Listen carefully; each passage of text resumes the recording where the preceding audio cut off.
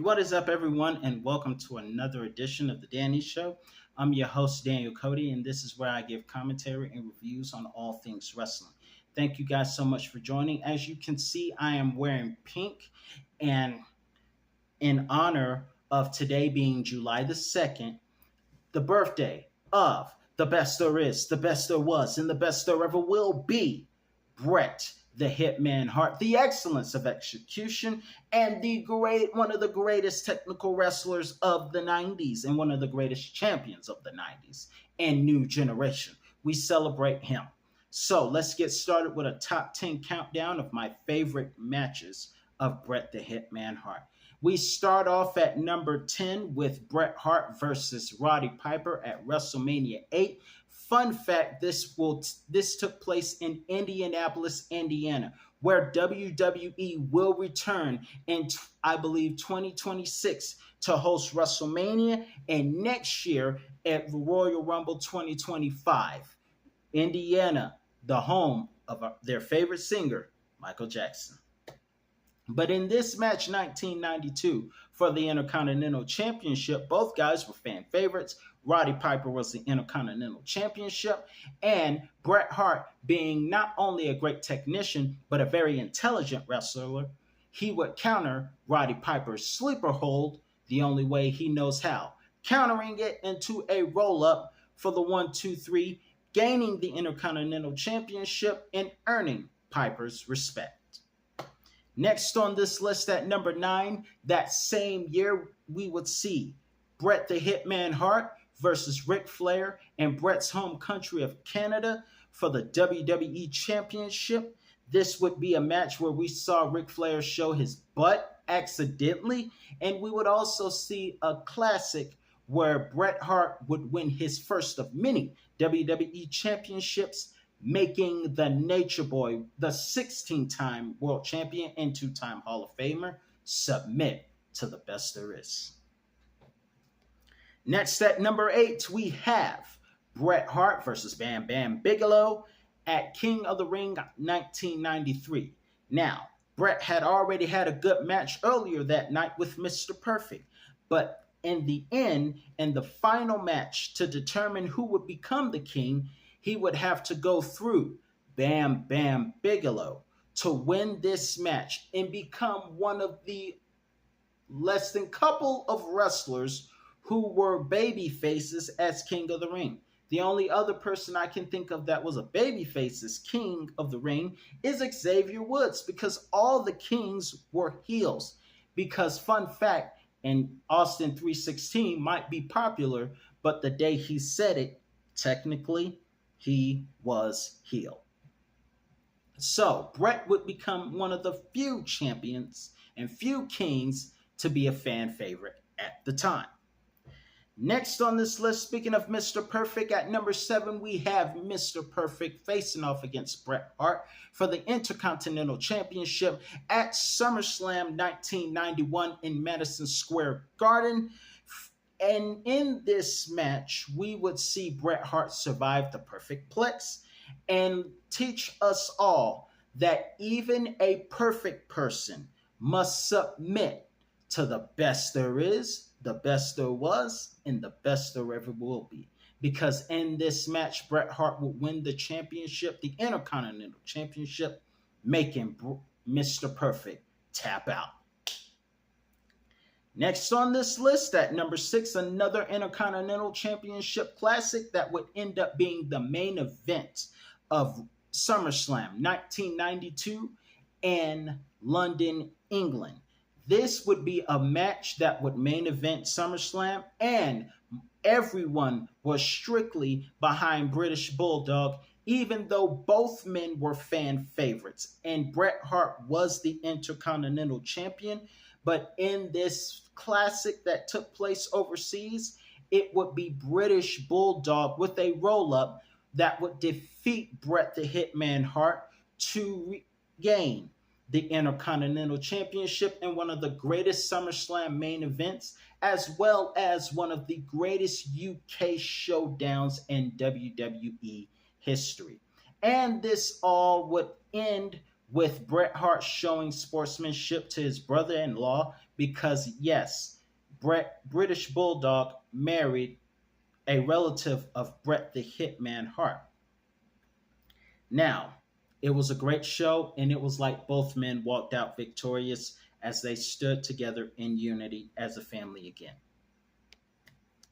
Next, at number 3, in a losing effort, we have Bret the Hitman Hart versus Shawn Michaels in one of the greatest Iron Man classics at WrestleMania 12.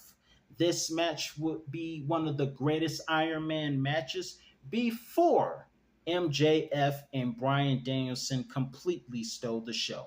Not to mention, you have Cena versus Orton at Bragging Rights. That was also great. But in this particular match here, the match was so great that nobody got a decisive fall. And with Bret Hart finishing the last minutes with Shawn Michaels in the submission hold, the match would end. Bret Hart thought he retained the championship, but the match went into sudden death as the referee declared that this match must have a winner. And unfortunately for Bret, he didn't win. But it must make Bret feel better because there was a match in 1992 Survivor Series where Bret defeated Shawn Michaels to retain his WWF Championship while Shawn Michaels was Intercontinental Champion. Next on this list at number 4, we have Bret the Hitman Hart versus one of my all-time favorites right there, The Undertaker. At overseas, I might add, at one night only. This was a rematch from SummerSlam 1997 where The Undertaker was kind of screwed out of the championship because of an accidental chair shot by Shawn Michaels that was meant for Bret the Hitman Hart. And so after The Undertaker and Shawn fought at Ground Zero, the rematch would come between Undertaker and Bret in another great showdown in London, England. Now, even though this match did not have a decisive winner, the match was still a classic, and if you haven't seen it, be sure to check it out. Unfortunately for The Undertaker lost by disqualification and was about to get the announcer, but he didn't. How do I know this? Because this is one of the extras on Tombstone History of The Undertaker. But this is tributed for Bret the Hitman Hart. Next at number 3, we have Bret Hart versus Chris Benoit in an absolute classic that took place on an episode of Monday Nitro, WCW, October the 4th, 1999.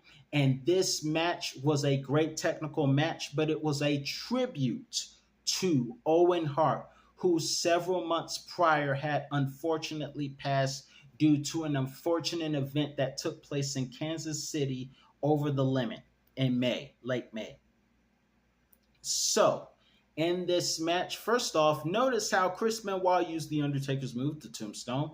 We saw a great submission display by Benoit with the crossface, but it was a sharpshooter that would win the match in tribute to his brother Owen.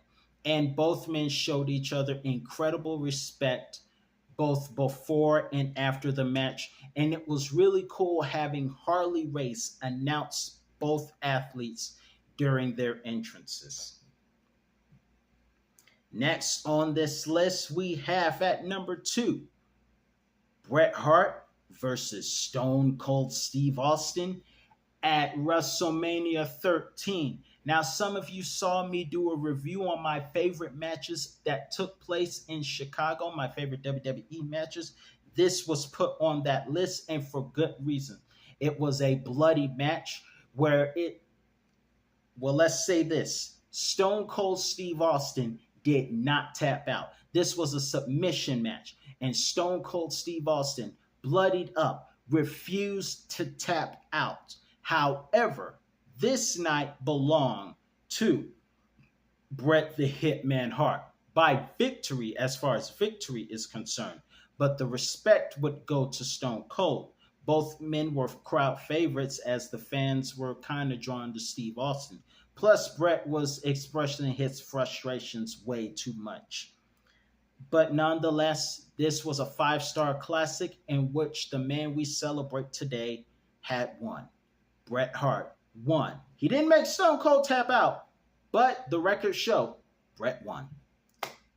Before we get to our number one pick, I need to say this. If I ever do a part two of my favorite Bret Hart matches, I will make sure Vince McMahon is on that list. And the only reason we didn't start this match off with Vince McMahon, because though Bret has had so many great matches, and I thought it would only be right to have all the best matches, because the beating he gave Vince McMahon at WrestleMania 26, it wasn't an epic match.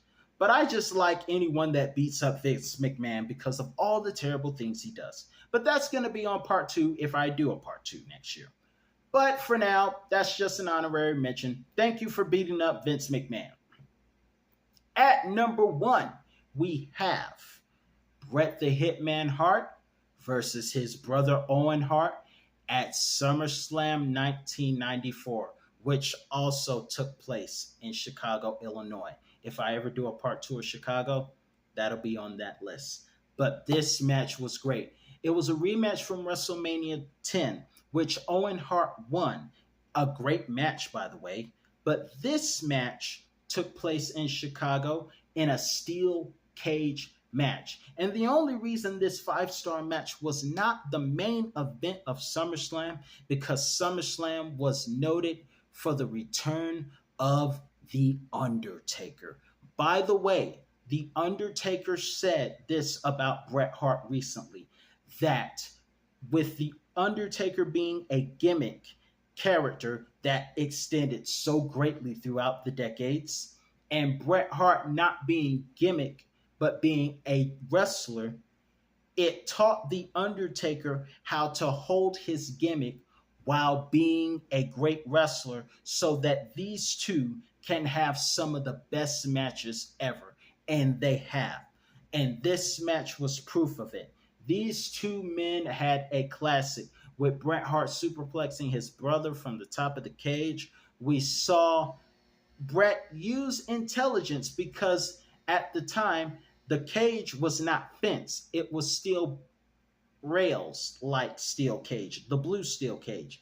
And Bret used that to his advantage, trapping his brother's legs through the cage as both men were about to escape and make the magic tie. But as Bret trapped Owen's legs, he would go for the win and escape the cage to retain his WWE Championship that he won the same night Owen defeated him. So, that's my list of my top 10 favorite Bret Hart matches. Let me know in the comments which is your favorite. I'm your host, Daniel Cody, and this is all the time I have for you today, and I'll be back with another review on all things wrestling. And if you enjoyed this, be sure to like and subscribe, and let me know your thoughts on this review and Bret Hart in the comments below. Have a great week, everyone.